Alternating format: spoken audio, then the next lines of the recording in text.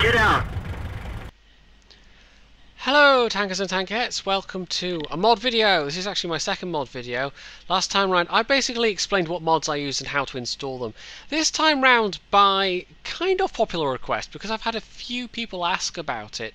I've actually packaged together my mods in a collection that you can download and install, and it will basically, you will have your mods in-game, presuming you're not using any other mods, that it will look exactly as it does when I play it. But I've also put some other stuff in there that gives you the option of customizing. I will also put all the links to the threads and websites where you can get the mods in the description of this video as well. So if you only want a particular mod, you don't want the whole lot, that's fine, you can do that. But if you want the exact setup I've got, you can have that. If you want kind of the setup I've got but with some of the Locastan stuff customized, that's fine, you can do that. That's all in there as well. I'm just going to take an opportunity while we're in Garage, because what I did last time was it was just installation instructions. I've actually put all that in a readme file, so read the readme file, and I'm sure somebody out there won't, and then they'll just ask me a completely obvious question, but hey, that's the nature of things. But before we actually have a look at a replay and I explain what the in-battle mods are like, I'll actually just point out one of the mods, which is Garage Side. And one of the reasons I'm doing a 9.0 video as well is some of the mods have actually changed. Kodos' Hitlog has actually changed how it looks a bit. And one of the other ones I use is Locastan's extended stats, and that also has changed. And I think what we're seeing now, I mean, this is quite different from what it looked like before, but this is kind of an interim version. So I think Locastan's could change again, and that's maybe going to be a hassle for me in terms of keeping the mod pack up to date. But I will at least, I'll keep it up to date with versions as they come out, as the modders release them, because bear in mind, I'm only putting this together in a collection. I'm not creating any of these mods. The only kind of customization I've done is really in Locastan's Minimap, and that's with basically a bit of fiddling with the setup. Anyone can actually open up the Locastan's Minimap with a text editor and edit it to look how they want, but it takes a bit of experimentation. But if you want it to look how I have it looking in pretty much every replay, then you don't need to bother, because that config is already in there for you. So this is the Garage Side one anyway. The other one that you can't see directly and that actually won't be in the mod the mod collection is Gnomefather's, and Gnomefather's gun sounds, not the engine sounds. I don't use the engine sounds because I don't particularly like it, but I do like Gnomefather's gun sounds, and it's mostly because it is about 90 odd megabytes. So you'll have to download that and install that separately, but I've still got installation instructions in the readme file for Gnomefather's as well. I think Gnomefather's also just comes with its own installation instructions, so if you're not reading them, then although if I have not said something in a particularly clear way, obviously do let me know. So this is the Garage Side stats. It basically tells you how much you've won per session. It even gives you a WN8. It gives you some other stats.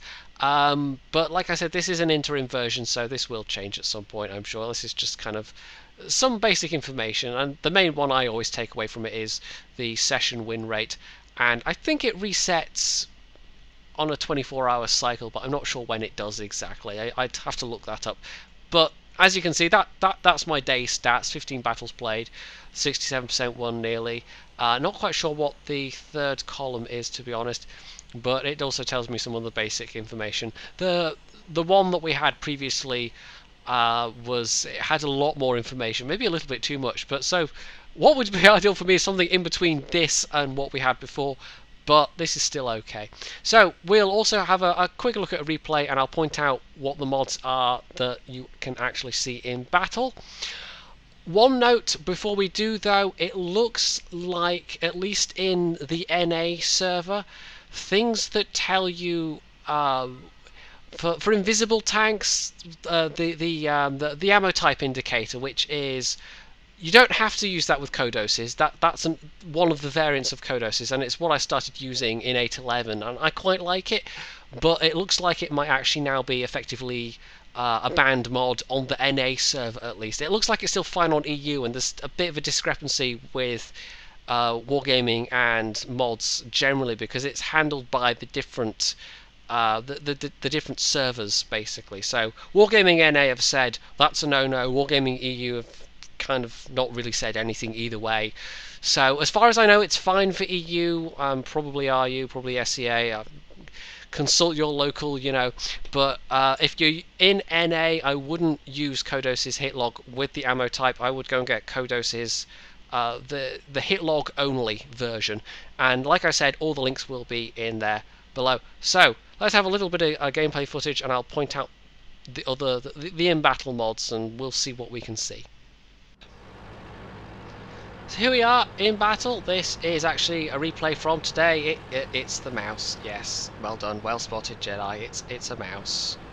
Yes, I don't know. I was doing an elephant impression there, even though the elephant is an entirely different vehicle. But untish. Wow, what? Anyway, let's look at the actual in-battle mods, the mods that affect your experience of playing the game in battle.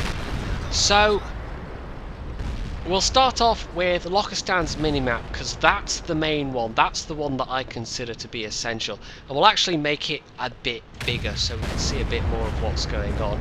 I wish some people would play with their minimaps this big, because they otherwise don't seem to notice that there even is one. There's a couple of different kinds of information that Locastan's Minimap gives you.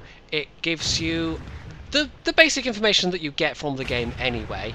It gives you the option of actually enabling last spotted position markers, which are the kind of greyed out markers. Some consider this to be kind of game-breaking information. It isn't really. It's just I'm terrible at remembering where enemy tanks were last spotted. What might be considered slightly more game-breaking is the fact that it tells you what tanks... it gives a label for each tank, even if it's not within your view range, so that's kind of arguable. Maybe if it's outside the render range or the view range, it should be just a tank icon. But on the other hand, it can be incredibly valuable even information, because you're not then relying on random teammates who might not speak your language to actually tell you what a particular heavy tank was, or a medium tank, or whatever. Wow, that's shooting. The last known markers thing, like I've said, is that's optional. The colours are configurable, they're also optional. The other information I have available on the screen there is the render range box, which is the red rectangle you can see. That's the amount of the game, the amount of the map that is rendered, basically. Beyond that, I can't see anything, or I can't see enemy tanks anyway. That is 3, wow, and also that shot was brilliant. The dotted circle represents view range, and that does take into account coated optics. It doesn't, however, take into account binoculars. So if you're sitting there with binoculars, it's not going to suddenly get bigger.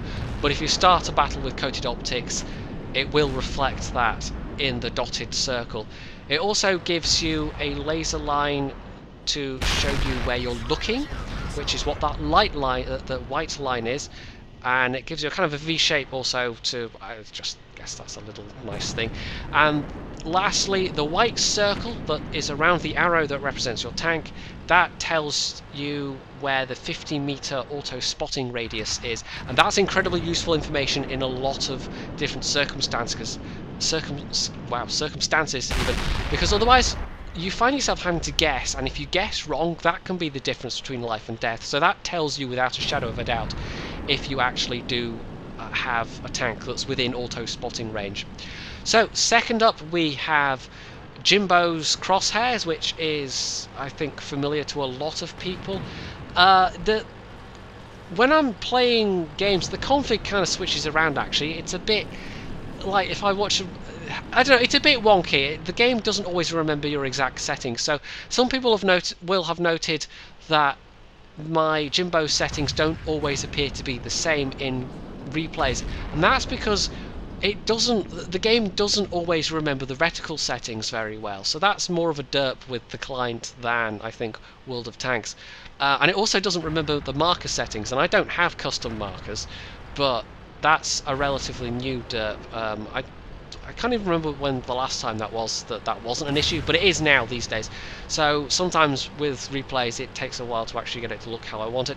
Anyway, Jimbos used to be the only way you could get a reload counter. These days there is a reload counter with the vanilla reticle, which is nice. That's a good example of the developers of World of Tanks taking a cue from the modders, which is, we would like to see that. There's a couple of different options with that also, which will affect how it looks on screen. So you can have it a solid circle, or you could have it a dotted circle. You can change how the marker looks. You can customize it in a variety of ways. Last but not least, and we've seen an example of it on screen there, this is Kodos' Hitlog with the ammotype indicator. Now it should be kind of slightly further down, but it's, I don't know, that's also gone up for some reason. It not only tells you what's been shooting at you, which is that side, it also tells you what you've been shooting at. Now the what's been shooting at you part, that's the part that is now, I think, not kosher in NA anymore. So if you're an NA player, I'm afraid, I think you'll have to go and get the mods separately. I can't pull the files out. I'd have to have, like, I don't know how many different options available at that stage. But basically, I will have all the links below. You'll have to get the mods separately. I would suggest, if you want the... I mean, this thing, the damage counter, is purely kind of like... It's only what you can see, basically. If you shoot an unspotted tank and do damage, that's not going to appear on there. But it's a nice way to keep track of what you're doing in battle. It's not really an essential mod. I can see why, however, they think this might be a little bit game-breaking, because it can give you information that you wouldn't have otherwise. It can tell you about the tanks that are shooting you that aren't spotted, basically, as well as the actual ammo type, which is the thing that I got it for, to be honest. If you could just have the ammo type and not the tank that's shooting at you.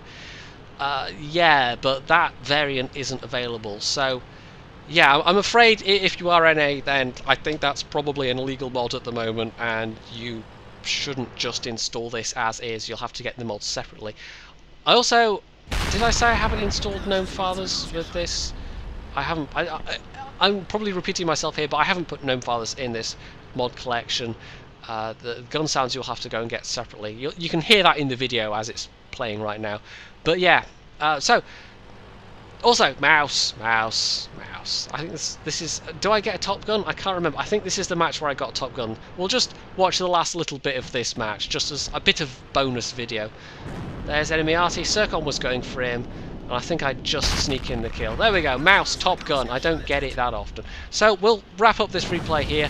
If you have any questions or anything, ask below. But bear in mind, I am not the creator of any of these mods. You're much better off going and asking the actual mod creators if you have any technical problems. I also don't know how well these play with other mods, in terms of if, for instance, you have XVM or something installed.